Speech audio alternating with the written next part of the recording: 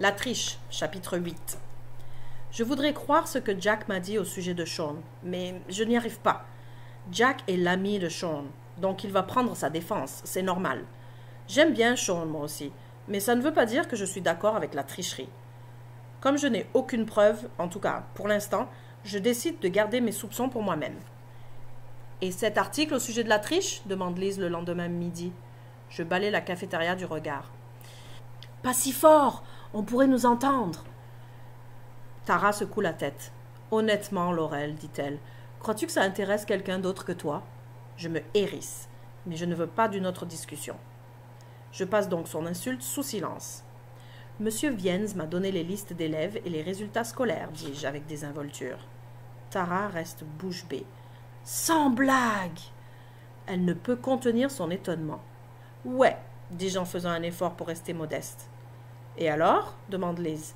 « On dirait que mon informateur a raison. » Tara a le souffle coupé. « Tu veux dire qu'il y a vraiment de la triche ?» Je fais oui de la tête. « Comment peux-tu en être certaine ?» demande Liz. « Eh bien, premièrement, aucun élève n'a échoué en biologie. Pareil pour les cours de maths de M. Draper. Aucun échec là non plus. »« Et dans les autres classes de maths ?» demande Liz. « Au moins quelques échecs dans chacune. »« Intéressant, » dit Liz. « Ça aurait dû éveiller les soupçons de la direction. Peut-être que M. Draper est un enseignant exceptionnel, avance Tara. Elle tient clairement à écarter l'hypothèse de la triche. Peut-être, dis-je, sauf que l'an dernier, il y a eu des échecs dans les classes de M. Draper. Vraiment ? demande Liz. J'ai l'impression de voir les rouages de son cerveau se mettre en branle. Comment le sais-tu ? demande Sarah. Je prends une bouchée de mon sandwich avant de répondre. Monsieur Viens m'a aussi donné les notes des élèves de l'an dernier, pour que je puisse comparer. Il a même tenu à préciser que les notes des finissants de cette année sont meilleures que celles de l'an dernier. « Est-ce que tous les élèves de Draper ont des A ?» demande Tara.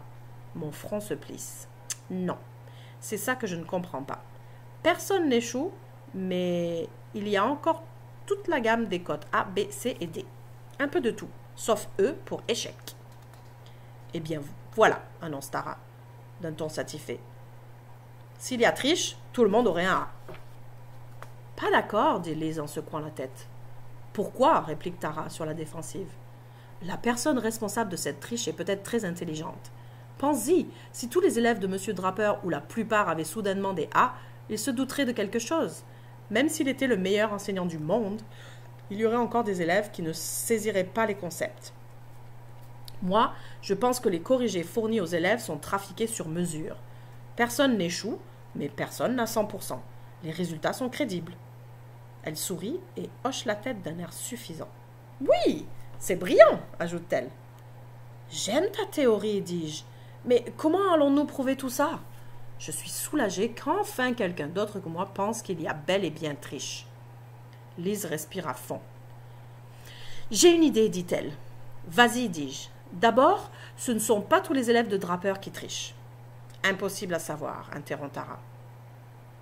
Liz roule des yeux. « As-tu déjà vu les élèves participer à 100% à quoi que ce soit ? Certains élèves sont peut-être trop honnêtes pour tricher, dit-elle en me regardant du coin de l'œil. Ou bien, ce qui est plus probable, ils n'ont pas besoin de tricher. Pourquoi un élève qui a déjà des A se donnerait-il la peine de tricher ? Même Tara doit admettre que c'est logique. Mais, continue Liz, qu'ils participent ou pas, ils sont forcément au courant. Il ne nous reste qu'à convaincre un premier de classe de parler. « Bonne idée !» dis-je en me frottant les mains. « Peut-être, si tu sais à qui t'adresser, mais ce n'est pas le cas, » ajoute Tara. « J'ai les listes, dis-je. Je vais noter le nom des élèves qui ont des A. Je finirai bien par trouver quelqu'un qui accepte de parler. »« Pas besoin, dit Liz. Je sais exactement à qui m'adresser. »« À qui ?» Tara et moi demandons à l'unisson. Liz nous fait un large sourire. « À la meilleure élève de Draper, ma sœur. » Je suis en train de faire mes devoirs lorsque Liz me téléphone ce soir-là. C'est un devoir d'histoire et je déteste l'histoire. Son appel tombe pile. « Allô ?» Liz va droit au but. « J'ai parlé à Anna, dit-elle. »« Alors, qu'est-ce qu'elle a dit ?»« Pas grand-chose, répond Liz. Au début, elle a admis qu'il y avait une triche, mais n'a pas voulu en dire plus. Elle est assez intelligente pour savoir que les rapporteuses perdent leurs amis. Je vois où elle veut en venir, mais je ne m'y arrête pas. Tu as dit « au début ».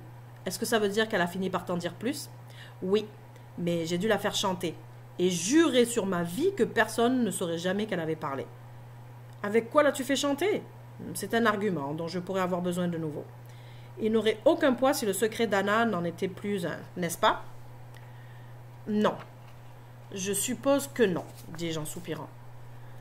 J'écarte Anna de mon esprit et reviens sur la piste. Alors, quel est le scoop? Eh bien, dit Liz lentement, j'avais raison.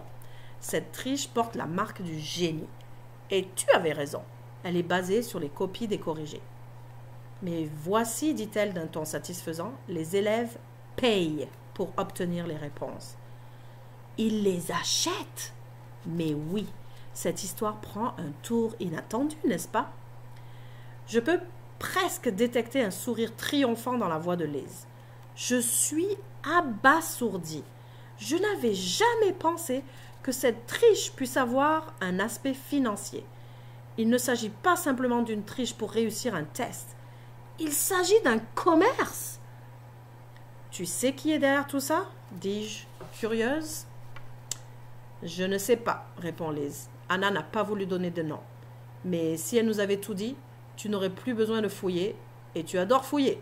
Pourquoi gâcher ton plaisir?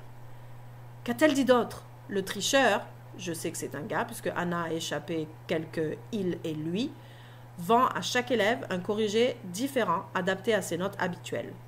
Un élève qui a des C reçoit un corrigé qui lui donnera un C- ou peut-être un C+. Il ne s'écarte pas de la normale. Plus la note est haute, plus cher est le corrigé. Anna dit qu'il varie entre 7 et 20 $. Sans blague! Combien ce gars a-t-il de clients? Selon Anna, environ 90% des élèves en achètent. Draper a 2 classes de biologie et 2 de maths. Ça fait à peu près 120 élèves. 90% donnerait 108 élèves. Supposons qu'une semaine donnée, il y a un test de maths et de biologie. Si les corrigés valent en moyenne 12 $, il peut gagner environ 1300 $. Waouh! Ça fait beaucoup d'argent. Et un excellent problème mathématique. Liz rit. Ta sœur a-t-elle dit autre chose? Ouais. Notre génie habite près de l'école. Les ventes se font chez lui le midi. Et comment les élèves s'y prennent-ils pour remettre leurs feuilles de réponses falsifiées? Est-ce le tricheur qui fait les chances? Non. Il ne court pas d'autre risque que celui de copier le corrigé original. Les élèves doivent trouver eux-mêmes le moyen d'échanger leurs feuilles de réponse contre la feuille falsifiée. La plupart les cachent sous leur chemise et les échangent vers la fin du test, lorsque Draper regarde ailleurs. Personne n'a encore été pris? Personne. Et personne n'a rapporté? Pas encore. Eh bien, il est temps que quelqu'un le fasse. Je me retourne et je vois Jack debout dans l'embrasure de la porte. Il est évident qu'il a entendu tout ce que j'ai dit. Il me lance un regard où se mêlent la pitié et le dégoût, secoue la tête et s'éloigne.